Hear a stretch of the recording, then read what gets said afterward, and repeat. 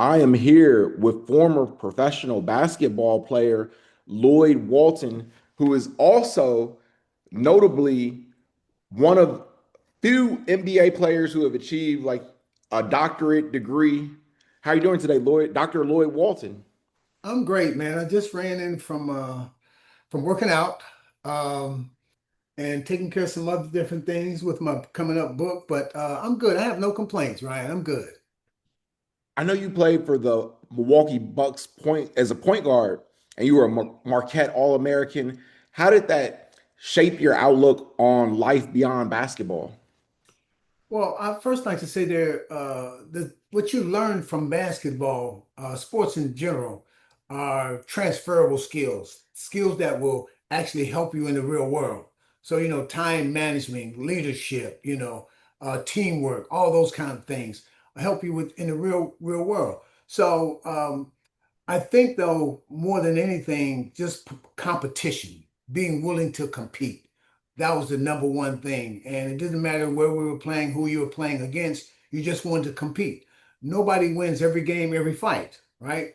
But you do win that inner thing about are you willing to compete and give your best? And that's what I learned more than anything else to never quit. I think I've had some achievements, particularly since I left basketball, that speaks to that because I just wouldn't quit. I just kept grinding, as you just talked about before we came on. You just got to keep grinding, keep grinding. And then all of a sudden, as you know, this Ryan said will say you are overnight success. And they don't know you've been working for 8, 9 years and trying to do something special, right? Most definitely. I see that theme. Uh, Persistence. You Yep. have that like you're all over like your social media. What were some of the other important lessons you learned from your time in the NBA that you try to apply today? I think that one of the things that I learned that helped me once I was done was that there's a certain amount of work. Malcolm Gladwell said that 10,000 hours in Right. anything you become an expert. I just got his new book, The Tipping Point, which I think is excellent as well. But you learn that there's some things that you will learn and you will do to get you to the place that you want to be. Okay.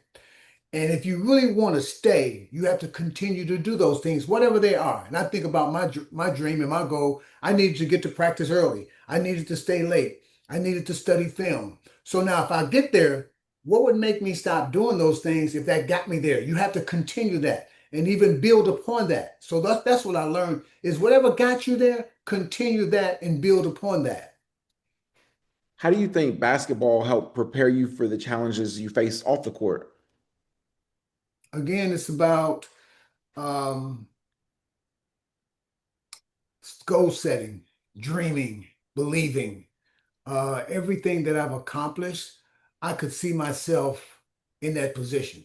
So when I was a kid, I didn't know this. I saw myself playing basketball at Marquette, right? Okay.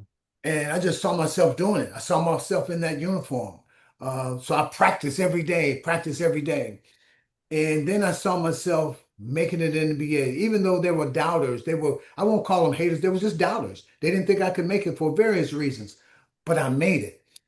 Here again, seeing yourself there before you even get there. I remember I gave this talk for Morgan Stanley, and it was all about the new staff people that were coming in, being able to see themselves being successful before they became successful. Me wanting a doctorate degree. I wanted that doctorate so bad because I thought about it probably 10 years prior to me even registering for school. Um, I never dreamed about having a film, right? Never dreamed about that. But once the idea was planted in my head, I began to see myself as a filmmaker. And I'm proud to say that I am a filmmaker now. The film is completed. In the midst of finishing my book, author. All my friends, when I do these things, they be like, how the hell did you do this? It's because I had an idea and I decided that I was going to grind. Um, I was going to be challenged, but I wasn't going to quit no matter how difficult it became. That's incredible. And I know, like, grading a film, I went to film school and, like, even during a short, like, most of the people who, like, go to film school don't end up finishing their short films, which is Right. like, a short film is a lot easier to do than an actual full length feature film. And you have this film, The Education of Lucky Lloyd Walton. It highlights the mistakes that can be our greatest teachers. Can you share a pivotal mistake you made and how it influenced your journey? Well, there were a lot of them. I will say that. But the number one thing that I think about, I had an 8-year period of substance abuse. And I think about, people always ask you the question, if you could change anything, what would you change? That would be the one thing I would change. I think those 8 years, when I look at the 8 years that I lost in being positive, doing something for myself and for my family, how much further along I would be. And it wasn't like, it was a choice that, hey, I'm going to ruin the next 8 years of my life. That's not how it happens, right? It happens by you're saying, hey, I'm going to try this. I'm going to have some fun doing that. And next thing you know, and it happened to me like that, you're in the midst of it and you're trying to get out of it and you can't get out of it. And you keep trying, you keep trying. And ultimately, for me, I was able to get out of it. But what I do know is that was a tipping point in my life. Because if I had to continue to along the road that I had started on, I probably would have been much further along than I am even today with the accomplishments that I have. Yeah. I believe like though you never know because I feel like the mistakes you make, like God has a plan for your life. Like you could think like, that you would be further ahead, but like maybe not. Like, because like, a lot you had to learn like certain lessons through those mistakes, like falling down sometimes. So like sometimes it's like I feel like a lot of that stuff like happens for a purpose.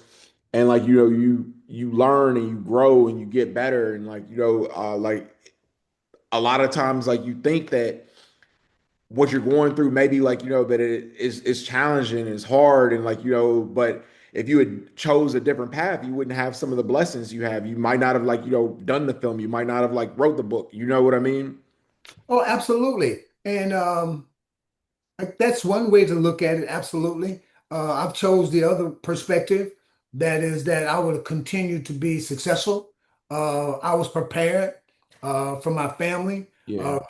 from my coaches, from some of the professors I've had, friends that I've had, that I always would be goal setting, goal seeking, right? I would always be dreaming about the next opportunity that I could accomplish. And so I believe for those reasons, I believe that I would have been on a path that would not have included drugs and alcohol, Sure. that I still would have accomplished this and even greater things, to be honest with you. Because when I look at it right now, Ryan, yeah, I've accomplished some things that I am very, very proud of. I know I've made my family and friends very proud, but I truly believe in the bottom of my heart that I would have achieved even more had I not taken away those 8 years. Now, I know we don't know. It's Right.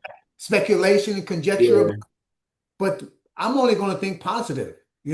I got some news the other day about my book, and I was like, wow, what am I supposed to do now? Go back to the grindstone, go to the drawing board. What's next? How do you figure it out? And figure it out. And I think that's what I would have did with had it not been for those kinds of things, because my mind is always, what's my next goal? What's my next dream? Who do I need to help me? What resources do I have to accomplish it? And go get it. Yeah, that's a dope mindset. The documentary speaks to resilience, reconciliation, and redemption. How did you find the strength to overcome adversity and pursue your doctorate degree? Man, let me tell you, it wasn't even a natural, organic choice. Okay. Working as a counselor for the NBA Players Association for 25 years, but one of my responsibilities was back then was trying to find schools that would accept players' credits and what have you from another school so they could finish their degree. And so I would call these different universities and college. And one day I called this university, this college rather, um, and had a conversation about this particular player, his credits, and what he wanted to do. And at the end of the conversation, the admissions person asked me, "What was your name again?" I said, "Lloyd Walton." He said, "Oh man, I saw you play before. What you doing now?" So I told him what I was doing. And I said, I thought about going back to school, first of all, to get my master's, right? And I did it, but I've always had this dream about accomplishing the highest level in education because I've accomplished the highest level in sports, basketball, being an NBA. He said, "Oh, you should apply." I was like, "Man, that's not going to work out, man. I know it's not going to happen." He said, "Just apply." So Ryan and I applied for the school, and I forgot all about it. 2 weeks later, I come home, I get the mail, I got a letter, and I know this is a letter of denial, and it's acceptance letter. Wow. And I get so scared because it's reality now. You have the opportunity. You never liked school in grammar school, in high school, you never liked it. And now you have an opportunity to go to school to achieve an unbelievable goal. That's getting a doctorate. And so after the first 48 hours or so, and I decided like I'm going after it. I'm going to get it. I don't know what this is going to be. I don't know how challenging it's going to be, but I'm going after it. And that's kind of what I did. I was very, very fortunate that my first professor explained the process to me in the kind of details that I needed. One, he said, this is no secret society. This is a society of work hard, never accepting failure if you want your doctorate. I'm like, damn, okay, that sounds like a basketball coach. Okay. Um, and he said, hey, it's going to be some challenges. You're going to think about quitting. Right. I thought about quitting, not just once, not just twice, not just three times. Okay. A number of times. And so when it all came about and I got halfway through, I could see the end. I really could see the end. And I was like, man, this is unbelievable for my kids, for my grandkids. My mom was going to be so proud. And I don't know if you know this, man. In my senior year of high school, I'm a high school All-American. I get five Right. F's. Five F's. Wow. Five F's, okay? I got 200 letters of interest from colleges around the country, and I got five F's. And it wasn't because I wasn't smart. And I remember this teacher in fifth grade saying to Yeah. my coach, you know, he's really smart. He just don't like doing the work. And I didn't. I hated school. But getting back to it, so I believe that I could achieve that. And in achieving that, I think the people that know me, that love me, family members particularly, really felt something special when I was able to achieve that because they know I didn't like school, that I preferred not to, but it was bigger than me. And I always say this, my passion, persistence, and purpose is bigger than basketball. Okay. It's the isolation is my elevation because I just had to go into this deep, dark period where I needed to focus on schoolwork. I had a job and I had a family, but I got to be able to put those to a side a little bit, sacrifice a little bit if I want to achieve this goal. And I was able to do that. How do you hope viewers, especially young athletes, will be impacted by the story in your film? Man, there's a couple of things I would like for them to take away. The first thing is that whatever your values and principles that your family, your friends, your community have given to you, don't lose sight of them. Hold on to them tight, particularly when you're trying to pursue your goal as an athlete. Because a lot of people outside of that are going to come to you with different kinds of things, opportunities that sound good, may even look good, but they aren't good for where you want to go. Okay. And sometimes you have to realize that friends that you have at 7, you're not going to have at 11. Friends that you pick up at 11, you're not going to have at 18. Everybody can't go in this boat that you have the direction you're going. That's number one. Number two is that your dream is never a failure until you quit. If you never quit, it's always possible. The other part of it is that be realistic about who you are, where you're going, and how you're going to get there. You need to know. Nobody else needs to know, but you need to know where you're going, how you're going to get there, and when you get there, how you're going to sustain it. I'm a person that always tries to remind myself of where I'm going. And what I mean by that, there are notes everywhere. Okay. I'm in my office now, notes in my car, notes upstairs in my bedroom, on the mirror, because I need to be reminded. Because if I'm going to make a decision, that decision has to be in line with what that goal and that dream is. If it's not, then I don't need to do it. To me, it's very simple. Okay. I did everything I needed to do to make it in high school and in college. I need to keep that same kind of focus of those kind of things in MBA and et cetera, getting my doctorate and now writing a book. Being one of the few NBA players with a doctorate, there's a couple people that come to mind. I would think Shaquille O'Neal, Bill Bradley. Why don't you think more NBA former athletes pursue higher education? Well, I don't know if it's a lot of them that do. I know that the guy who inspired me just reading about him was the late Dick Barnett, who played with the New York Right. Knicks, won 2 NBA championships. When I first read that, I was like, wow, NBA player and he's got a doctorate. Man, I Mhm. could do that, but it was a passing thing, right? And as I went on in life, I started thinking about what's going to happen at the end of your basketball career. No matter how long you play, what are you going to do? What are you going to be involved in? What goals are you going to have? And I kept hearing that your education is one thing that never could be taken away, but it's also paves the way for so many that comes after you.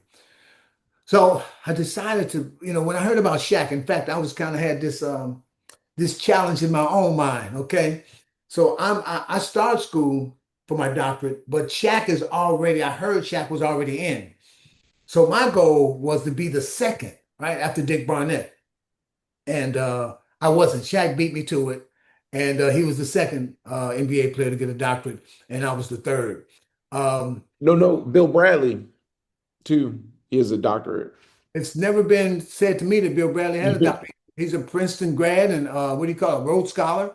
Yeah, this says like online, like he has one from Oxford. Hey, this is the first time I ever heard. Yeah. But Yeah, never, I saw that. It was yeah, like Barnett, Shaq, and Bill Bradley, but and you, those were the only ones I found. And there's a couple people that have like honorary doctorates, but those don't count. yeah, Those don't yeah. count. I'm not trying to throw any shade, but I know Yeah, that I was the one up at 4 and 5 in the morning, yeah. still researching, right? And other people have done the same thing. But I didn't know not to take anything away from Bill Bradley, who I think is a pretty genius kind of guy.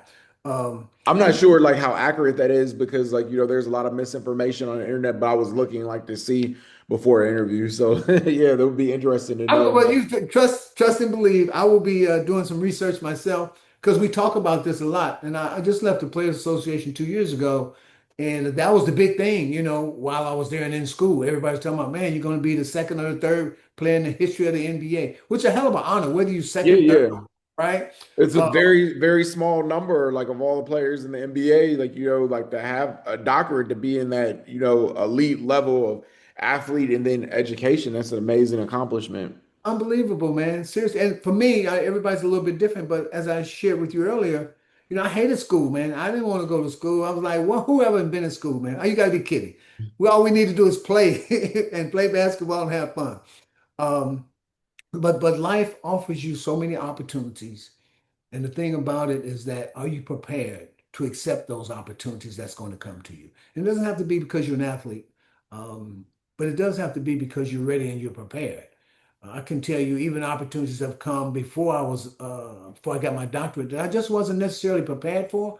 And when I took a step back, I was like, man, I wish I would have known a little bit better, had I been a little bit better informed and educated about this, I would have accepted that opportunity. But life will continue to prepare me and give me opportunities. I think each and every day, I'm even more prepared for the next opportunity that comes.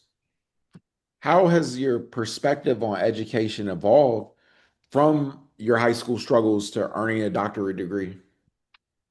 Man, it has evolved probably exponentially simply because, as I just alluded to, the opportunities that come out of someone who's educated. And as you just said, I'm a former NBA player, Right. right? That has a doctorate in education.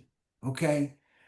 I mean, anybody who would say that that's not a worthy achievement, anybody that would say that this is not a person who deserves an opportunity would be crazy. Most people say, "Oh, that people crazy, man. You got to give him an opportunity. Look what he did. Look what he's accomplished. You know Right. how difficult it is to get a doctorate. I don't care what it's in, and he got it in education. And that was the biggest thing for me when I started this journey about it was like I want to get it in education. There's a lot of different fields I could have gone into, but I wanted to get in education because I really believe that I could help athletes in particular see the value not just in the game that they play, but also in this educational piece that they can achieve as well.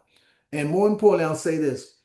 I wanted to be able to tell my grandkids and show them that I was able to achieve the highest level in basketball, a sport, but also in education. And if I can do it, then they can do it. You never minimize the opportunity to be educated in this world. What advice would you give to young people who may be struggling academically or personally, but want to pursue higher education? I think the number one thing the young people always need to do is find a mentor. Find someone that you can actually be honest with and talk about what your goals and dreams are.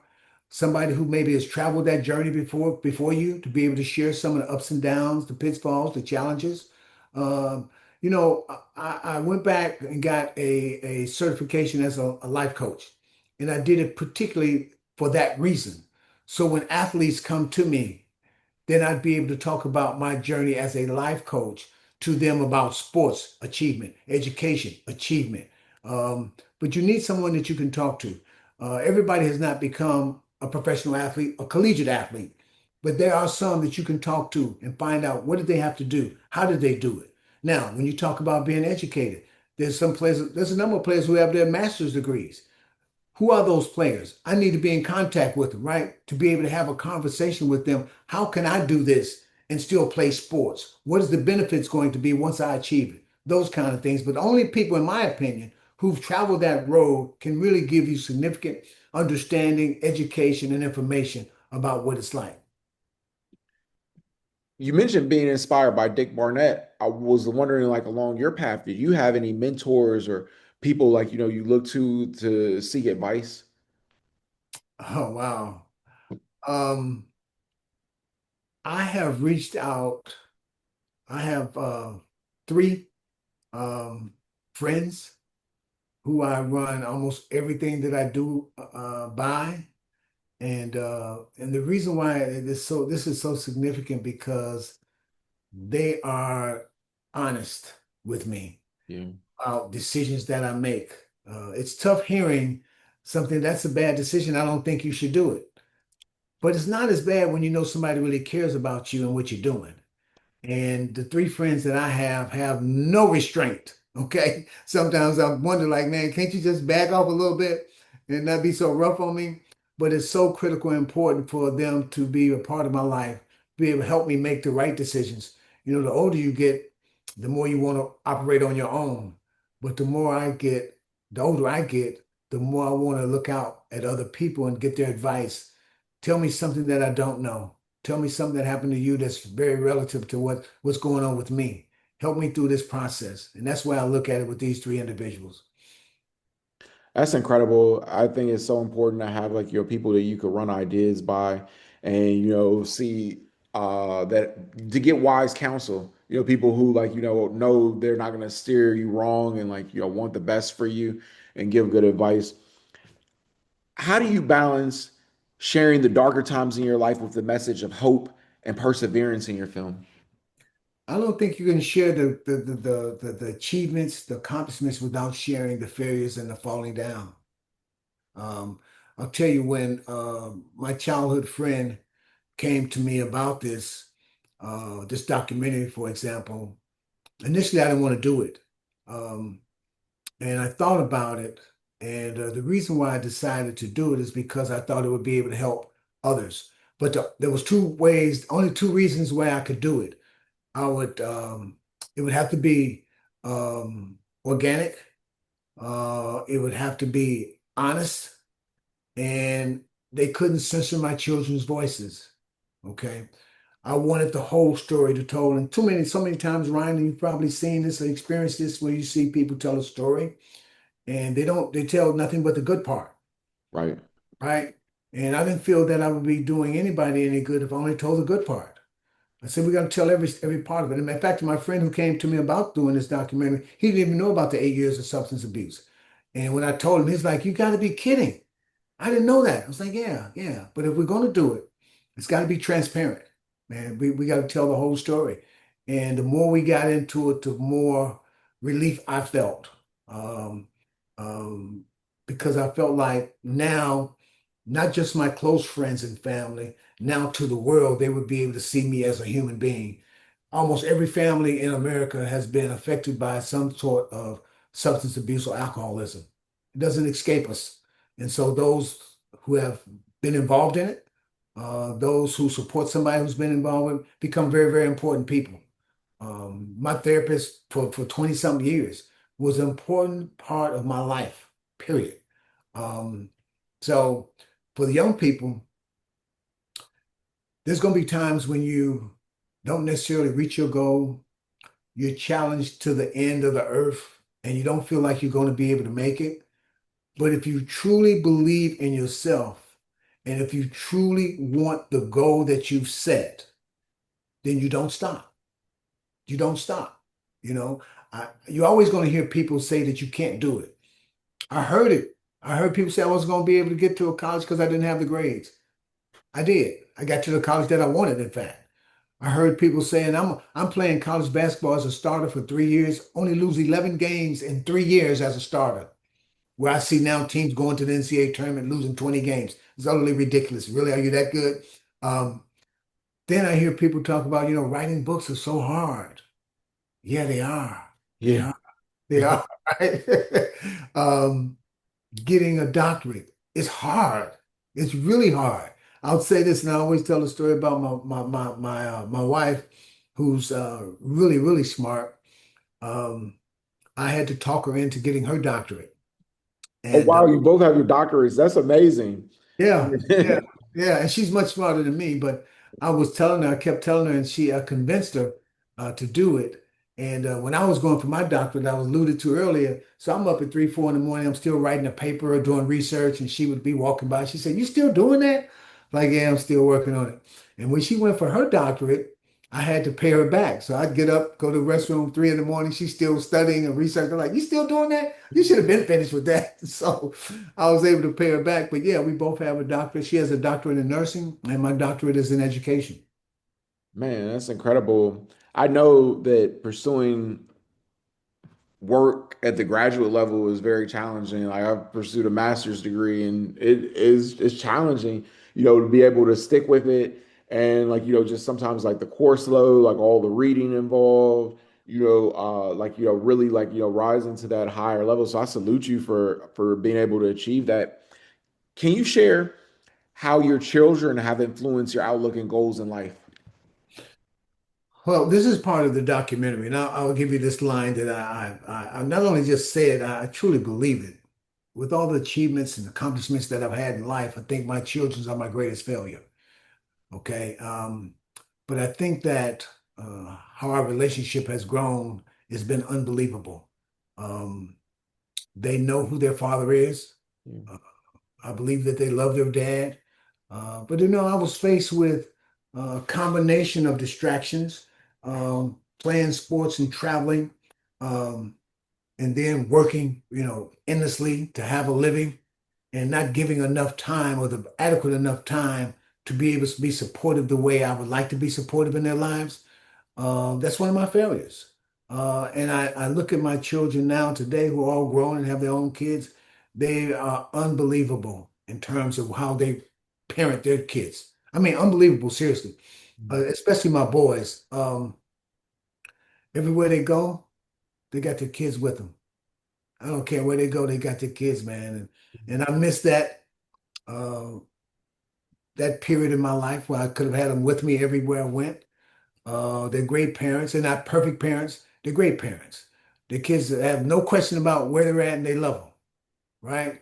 Yeah. So they've kind of set the example, and I'm a little bit jealous of that, to be honest with you. You know, um, Marcus is always, he's got 3 kids, and if they call me, he's right there or they're right there when they call. The ones that's in Florida, same thing happens. So I'm extremely happy and proud of what they were able to do in spite of me and my parenting, because they've been able to do it so much more, so much better. All right, and with so much love and joy with it. So yeah, just because somebody fails you that you love doesn't mean you have to fail. Man, it's beautiful. What would be the greatest piece of advice you ever received, either in basketball or in life, that helped you turn your life around? Um, One of the things I'll say is this. Um, Everybody thinks they have more time. There are people that are in the graveyard today who thought they had more time. Um, Success um, does not determine the kind of person that you necessarily are. It kind of tells people the things that you can do. And I believe with all my heart in being a better person than the success that you achieve.